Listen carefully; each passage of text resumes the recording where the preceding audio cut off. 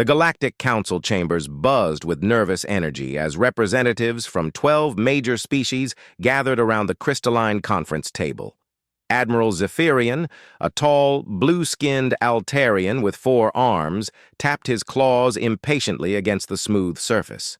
His secondary hearts were beating faster than usual, a sure sign of the stress that had consumed him for the past 3 cycles. "The situation grows more dire by the day," announced Chancellor Vextar, her serpentine form coiling around the elevated speaking platform. The Nagan leader's scales shimmered with anxiety patterns that any experienced diplomat could read.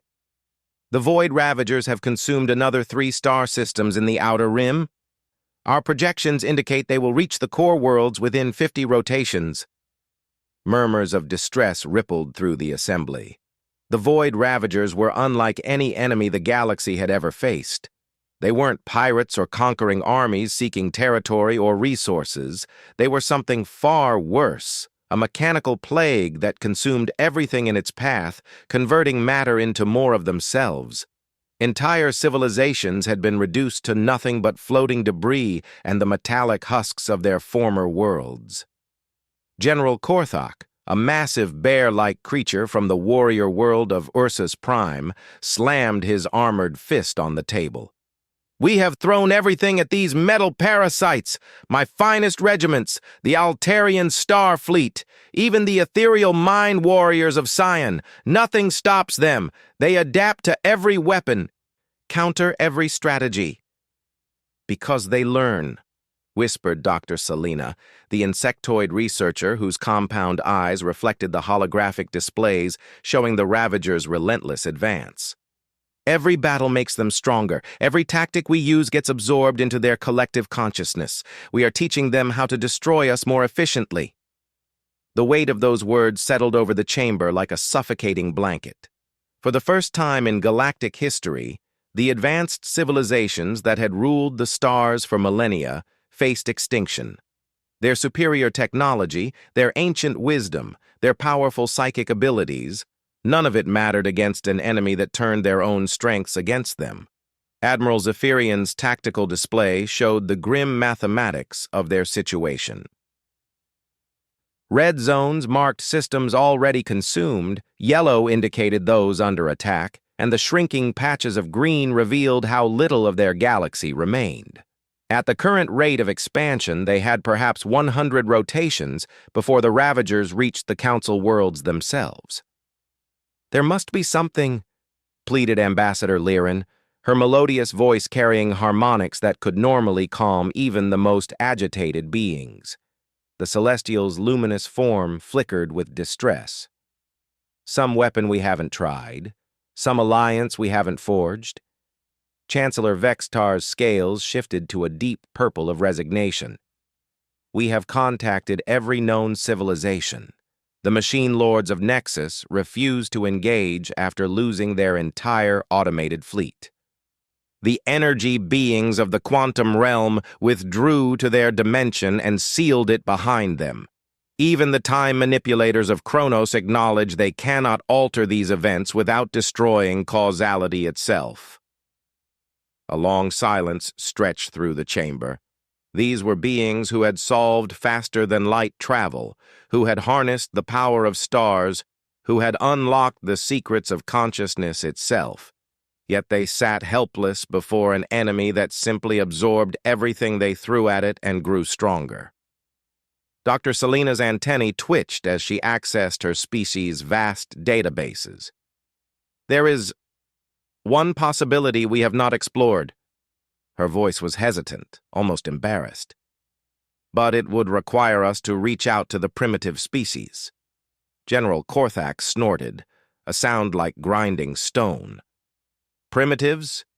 What could beings who have barely left their home systems offer that we cannot?" "Perhaps that is exactly the point," Dr. Selena said, her compound eyes reflecting new thoughts. "The Ravagers learn from advanced technology, sophisticated strategies, complex energy patterns. But what if we approached them with something they have never encountered before? Something so primitive, so crude, that their algorithms cannot process it effectively?" Admiral Zephyrian's tactical mind began working through the implications. You suggest using primitive species as... what? Cannon fodder? No, Dr. Selena said firmly. As backup systems. Every advanced technology requires fallback protocols for when the primary systems fail. Perhaps what we need is not more sophistication, but a return to the basics that preceded our current methods. The idea was radical, almost insulting to beings who prided themselves on transcending such crude approaches to warfare. Yet as the displays continued to show red zones spreading like an infection across the galaxy, even the most proud among them began to consider desperate measures. Which species would you recommend? Chancellor Vextar asked reluctantly. Dr. Selena manipulated her data displays, bringing up files on dozens of primitive civilizations. Most had barely achieved spaceflight, still using chemical rockets and basic fusion drives. Their weapons were laughably simple: kinetic projectiles, crude explosives, basic energy weapons that the Council's children might use as toys. Here, she said, highlighting a small blue world in an unremarkable spiral arm. This species shows unusual promise despite their technological limitations. They call themselves humans, and they have recently achieved basic faster-than-light capability.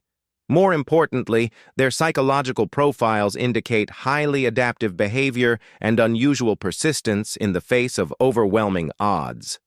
The file displayed images of bipedal creatures with sparse fur and forward-facing eyes, clearly evolved predators, though not particularly impressive ones. Their world showed signs of recent global conflict, which had somehow accelerated rather than hindered their technological development. They fight each other constantly, Dr. Selena continued, but paradoxically this seems to have made them exceptionally creative at warfare. Their tactical approaches are often illogical by our standards, relying on improvisation and emotional responses rather than calculated optimization.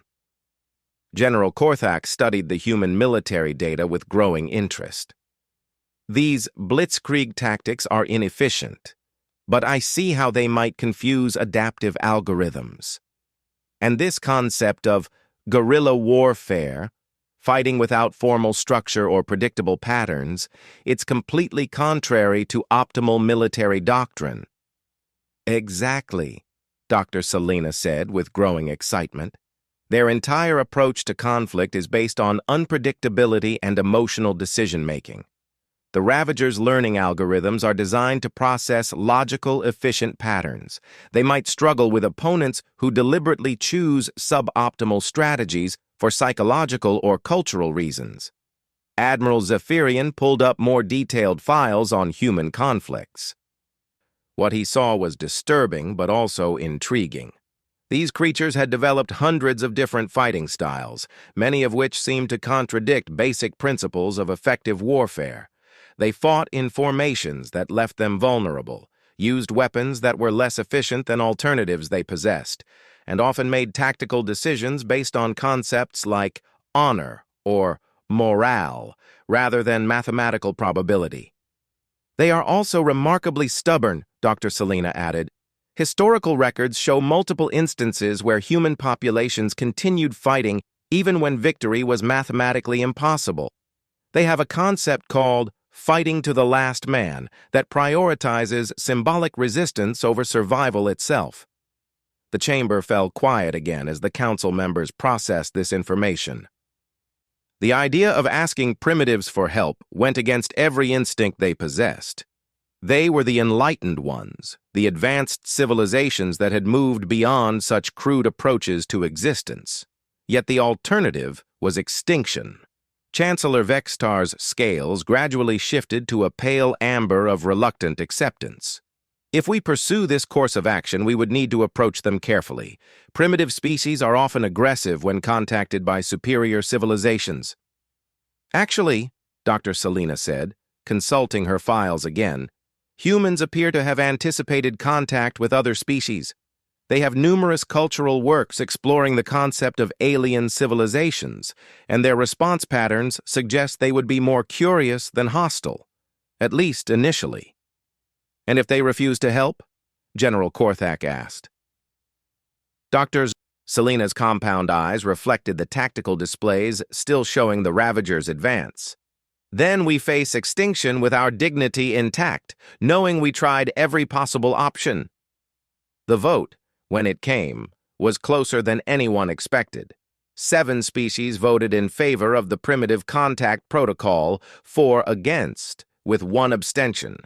For the first time in galactic history, the advanced civilizations of the Council would formally request assistance from beings they had previously dismissed as little more than interesting scientific curiosities. As the session ended and representatives began dispersing to their ships, Admiral Zephyrian remained behind, staring at the tactical displays. In 53 rotations, a Council diplomatic vessel would arrive at the small blue world in the outer spiral arm. They would make contact with the humans and present them with an offer that would seem impossible to these primitive beings, the chance to help save the galaxy. He wondered if the humans would laugh at them, these advanced beings reduced to begging primitives for salvation. Or perhaps they would be too primitive to understand the magnitude of what was being asked. Either way, it was their last hope in a galaxy that was slowly being consumed by an enemy that turned their greatest strengths into weaknesses. The irony was not lost on him. After millennia of considering themselves the guardians of galactic civilization, they were about to discover whether their salvation lay not in transcending their primitive origins, but in returning to them. Captain Sarah Chen gripped the armrests of her command chair as the massive alien vessel settled into orbit around Earth. The ship defied every principle of engineering she understood, smooth curves where humans would use angles, materials that seemed to shift color in the light, and an overall design that looked more grown than built. After 3 days of increasingly frantic communications between world governments, humanity was about to have its first official contact with an alien civilization. Still reading massive energy signatures, reported Lieutenant Torres from the sensor station. Whatever powers that thing could probably glass half our planet without breaking a sweat. Through the view screen of the UES Enterprise, humanity's finest achievement in space travel, Captain Chen watched as a smaller craft detached from the alien mothership. Earth's defense satellites tracked its descent, but their weapons remained powered down by direct order from the newly formed Unified Earth Command. This was supposed to be a peaceful first contact, though every military officer in the system had their hand near the trigger. The landing site had been carefully chosen, a remote area of the Nevada desert, far from population centers but close enough to major military installations. As Chen's shuttle touched down nearby, she could see the alien craft had already landed, a teardrop-shaped vessel that seemed to hum with barely contained energy. Dr. Elena Vasquez, Earth's lead xenobiologist, checked her translation equipment one final time.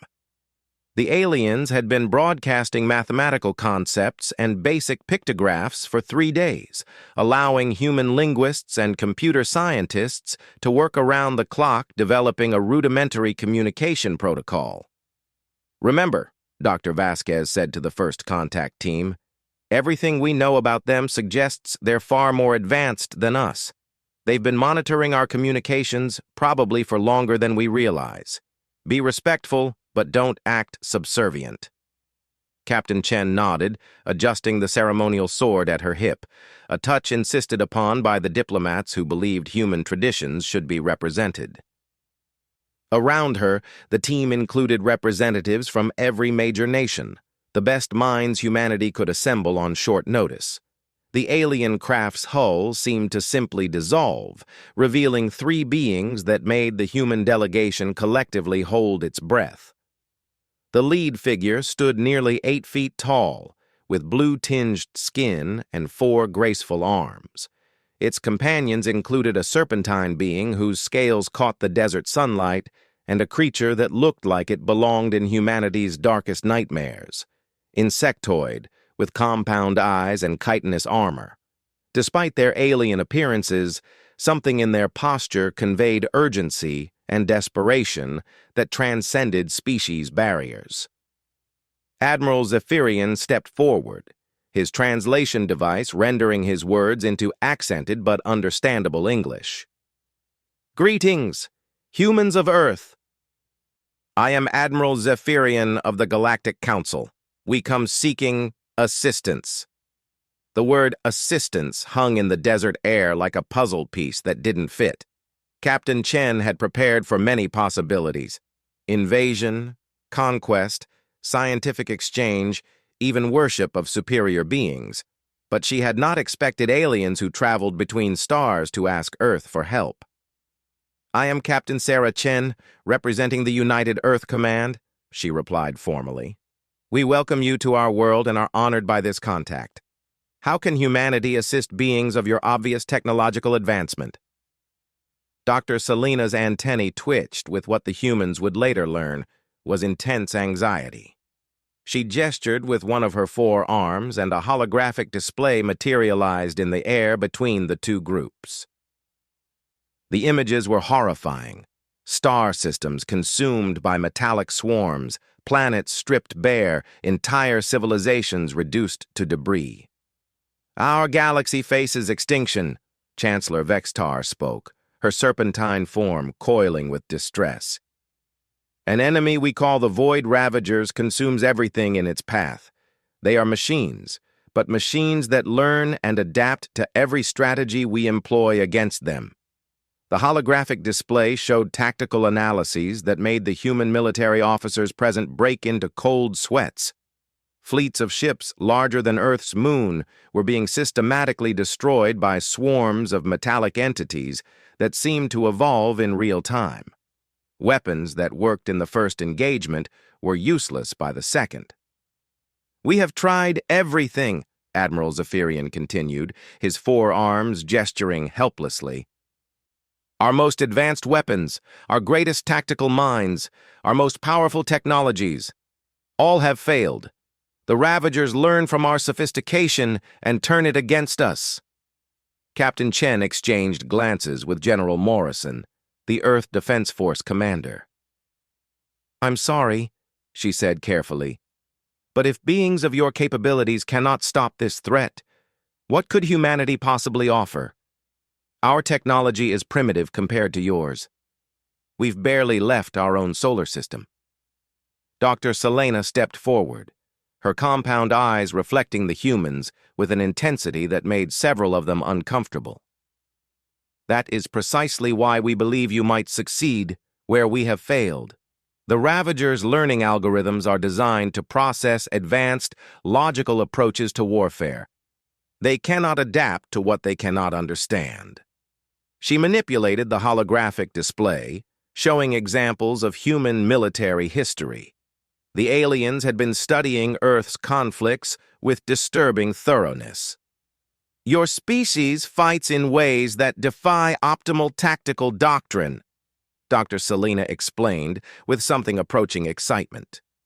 "You use emotional decision-making, honor-based strategies, and intentionally suboptimal approaches that prioritize psychological factors over mathematical efficiency. The Ravagers have never encountered such irrational methods." General Morrison stepped forward, his weathered face showing mixed offense and curiosity. "Are you calling human military doctrine irrational?" "Wonderfully irrational," Chancellor Vextar confirmed, her scales shifting to colors that the humans couldn't interpret, but somehow conveyed enthusiasm. "You fight with passion rather than pure calculation. You make sacrifices for symbolic rather than strategic value. You continue fighting even when logic dictates surrender." The holographic display showed specific examples: human forces at Thermopylae, Stalingrad, Iwo Jima, battles where humans had fought against overwhelming odds for reasons that defied mathematical analysis. "Your Spartans at Thermopylae," Dr. Selena said with evident fascination. 300 warriors against millions, fighting not for victory but for time and honor. No advanced civilization would make such calculations. It is beautifully inefficient." Captain Chen found herself both insulted and intrigued. So you want us to fight your unbeatable enemy with our primitive methods? Not just fight, Admiral Zephyrian corrected. We want you to teach us to fight like humans, to abandon logic in favor of intuition, efficiency in favor of determination, calculation in favor of hope. The human delegation fell silent. Around them, the desert wind picked up, carrying dust devils that reminded everyone of the vast distances between worlds. Dr. Vasquez was the first to speak. You're asking us to fundamentally alter how you approach warfare? We are asking you to save the galaxy, Chancellor Vextar replied simply. Our projections indicate complete galactic consumption within 100 of your days. We have exhausted every logical approach. What remains is the illogical. General Morrison studied the tactical displays with a professional eye. Despite their alien origin, he could read military disaster when he saw it. These Ravagers, they adapt to energy weapons? Within minutes, Admiral Zephyrian confirmed. Projectile weapons? They incorporate the technology and improve upon it. Explosives? They learn to predict and counter the blast patterns. General Morrison was quiet for a moment, then a grim smile crossed his face. Have they ever faced someone who strapped explosives to their own body and charged into their ranks? The alien's various appendages twitched with confusion. Dr. Selena consulted her cultural databases rapidly. You refer to what you call suicide attacks? This concept is difficult for our species to process. The destruction of the operator eliminates the tactical advantage of learning from the experience. Exactly, General Morrison said, his smile growing wider. Can't learn from a tactic if the teacher doesn't survive to teach it twice.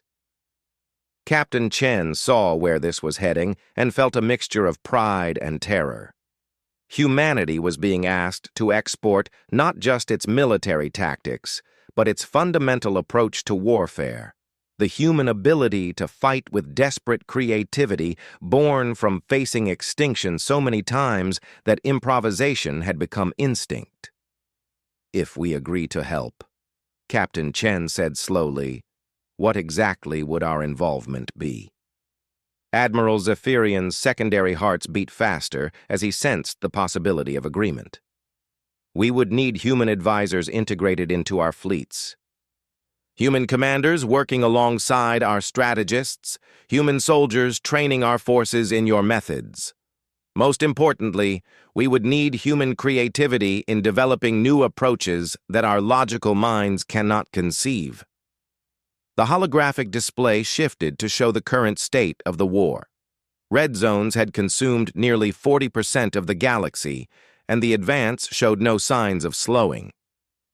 Time is critical, Chancellor Vextar emphasized. Every day we delay, billions more perish. Our remaining fleets are gathering for what may be our final stand. If human methods are to have any chance of success, we need to implement them immediately. Captain Chen looked at her team, seeing the weight of an impossible decision reflected in their faces. Humanity had spent centuries dreaming of the day they would join a galactic community.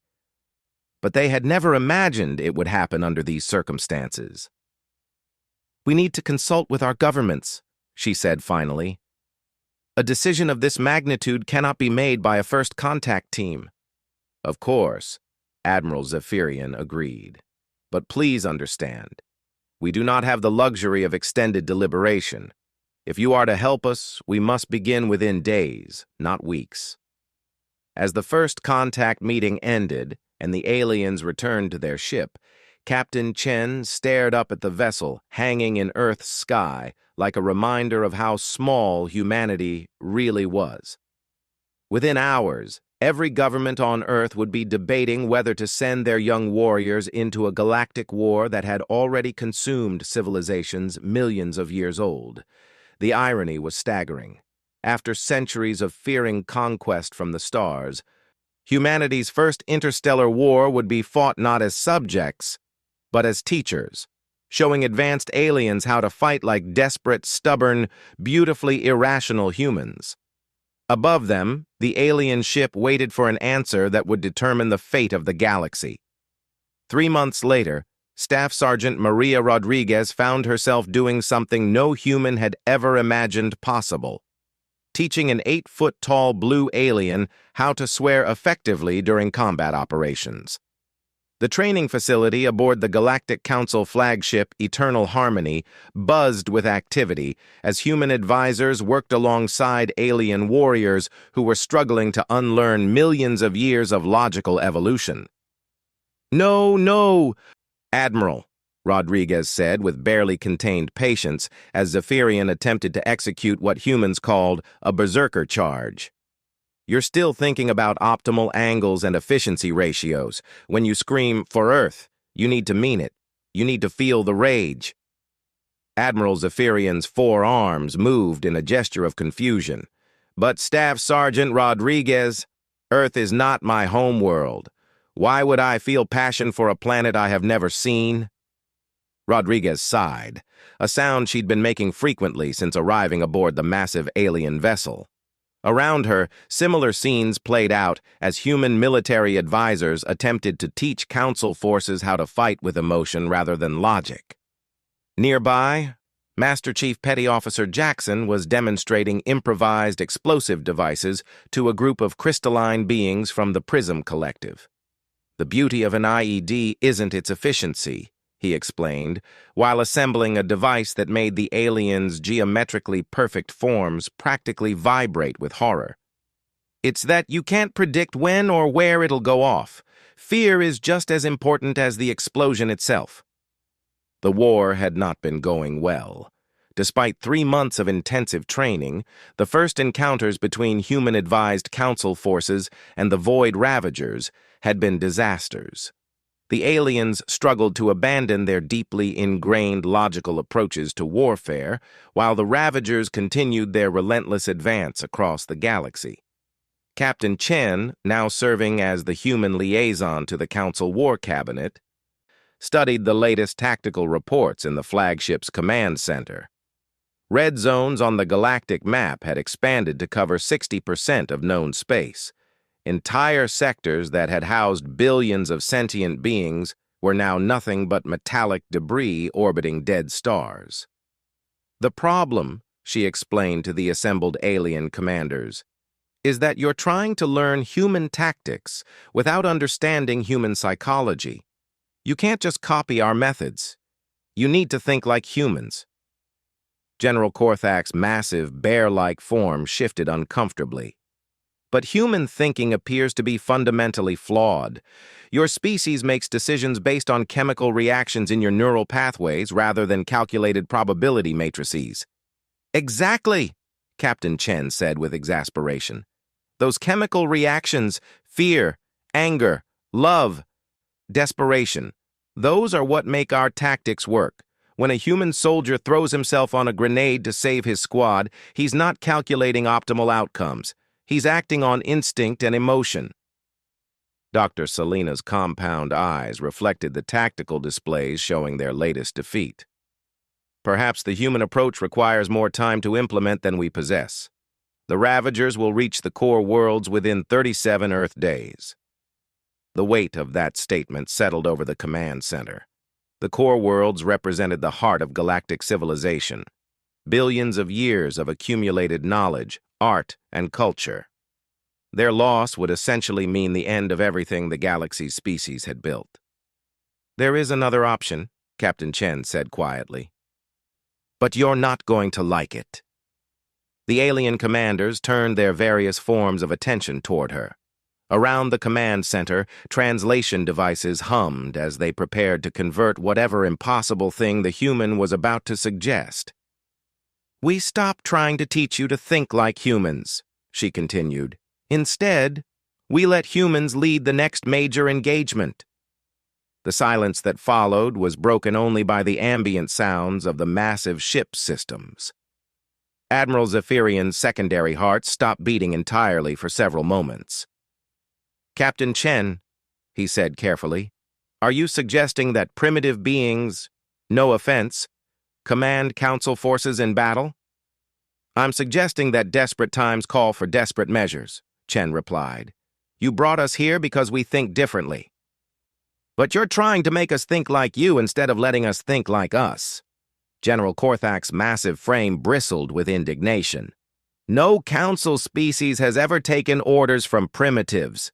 The very suggestion might be the only thing standing between us and galactic extinction, Chen interrupted, her voice carrying the authority of someone who had commanded warships in humanity's brief but violent space conflicts. Your pride is less important than your survival. Chancellor Vexitar's scales shifted through several color patterns before settling on a deep amber of reluctant consideration. What exactly are you proposing? Captain Chen manipulated the holographic displays, bringing up intelligence reports on the Ravager's latest advance. There's a major Ravager fleet converging on the Centauri cluster, 12 inhabited systems with a combined population of 47 billion. Our projections show they'll begin their assault within 10 days. She paused, letting the magnitude of those numbers sink in. Let us design and execute the defense of those systems, not as advisors or consultants, but as commanders. Give us complete tactical authority and the freedom to implement human strategies without interference from Council doctrine. The alien commanders exchanged looks that transcended species barriers, the universal expression of beings contemplating something that violated every principle they held dear. Dr. Selena was the first to speak. The mathematical probability of success? Don't calculate it, Chen interrupted. That's the point. We're going to do something so irrational, so contrary to optimal tactics, that the Ravagers won't know how to respond. Admiral Zephyrian's tactical mind struggled with the concept. But without proper calculations, how can we determine the optimal deployment of forces? We don't, Chen said with a grim smile. We're going to spread our fleet out in a formation that makes no tactical sense, use weapons in ways they weren't designed for, and attack when logic says we should retreat.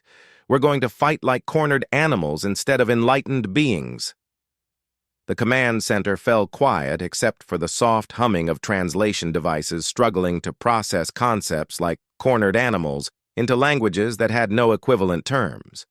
General Korthak broke the silence with a sound like grinding mountains. This plan is madness. Yes, Captain Chen agreed cheerfully. That's exactly what makes it perfect. 10 days later, the human-commanded Council fleet took position around the Centauri cluster in a formation that made every alien tactical computer display error messages. Ships were scattered across impossible distances. Weapons were loaded with ammunition that violated every principle of efficient warfare, and the entire fleet was operating under radio silence that prevented the kind of coordinated responses the Council had relied on for millennia. Staff Sergeant Rodriguez, now serving as tactical advisor aboard the flagship's bridge, watched as the Ravager fleet approached. The enemy force was massive, thousands of metallic vessels that had learned and adapted from hundreds of previous battles. Their formation was perfect, their approach calculated for maximum efficiency. Remember, she called out to the alien bridge crew, when I give the word, you don't think, you just react. Fight with your gut, not your head. Admiral Zephyrian gripped his command console with all four arms, his logical mind screaming protests against everything they were about to do. Around him, alien officers who had trained for centuries in optimal tactical responses prepared to abandon everything they knew. The Ravager fleet entered the cluster's outer perimeter, their scanning systems immediately detecting the Council ships. But instead of the logical defensive formation they expected, they found vessels scattered seemingly at random, following no recognizable tactical pattern. For the first time in the war, the Ravagers hesitated. "Now!" Rodriguez screamed. What followed was beautiful chaos.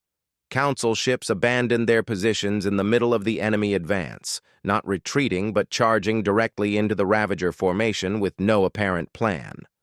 Weapons designed for long-range precision fire were used in close-quarters combat that violated every principle of space warfare. Ships that should have been preserved for strategic value rammed into enemy vessels with no regard for their own survival. Most shocking of all, some of the alien crews began to understand. As the battle progressed and the emotional intensity reached levels their species had never experienced, something primal awakened in beings who had evolved beyond such things. Ancient instincts buried beneath millions of years of logical development suddenly roared to life. Dr. Selena, commanding a light cruiser, found herself screaming battle cries in languages her species hadn't used since their primitive ancestors hunted in swarms. General Korthak's massive form moved with predatory grace as he coordinated ramming attacks that would have horrified his tactical instructors. The Ravagers, designed to process and counter logical tactical responses, simply couldn't adapt to opponents who were fighting with pure emotional fury. Their learning algorithms crashed trying to process decisions that made no mathematical sense. When Captain Chen gave the order for the final phase of the attack, even she wasn't sure if it would work. Across the battlefield, every ship in the human-commanded fleet began broadcasting on all frequencies, not tactical information or surrender demands, but something the galaxy had never heard before. They were singing. Battle hymns, drinking songs, funeral dirges, lullabies. Every ship broadcast something different, creating a cacophony of emotion that flooded the communication channels. The Ravagers' collective consciousness, which relied on processing vast amounts of tactical data, was overwhelmed by information that carried no strategic value, but somehow felt profoundly threatening. The enemy fleet, which had never retreated from any battle, began to withdraw. As the Ravagers fled the Centauri cluster, leaving behind the wreckage of nearly half their force, Admiral Zephyrian stared at his tactical displays in amazement. They had not just won. They had achieved something no Council force had managed in the entire war. They had made the Ravagers afraid.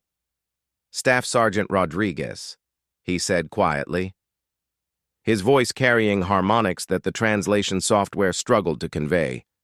"I believe I am beginning to understand what you call fighting spirit." Rodriguez grinned, her face streaked with sweat and adrenaline. "Admiral, I think you just saved the galaxy by learning how to be beautifully stupid." The war was far from over. The Ravagers controlled vast territories and had countless fleets still advancing across the galaxy. But for the first time since the invasion began, the Council had hope. They had learned that sometimes the best strategy was to have no strategy at all, to fight with heart instead of head, with passion instead of logic, with the desperate creativity that came from being pushed to the absolute edge of extinction.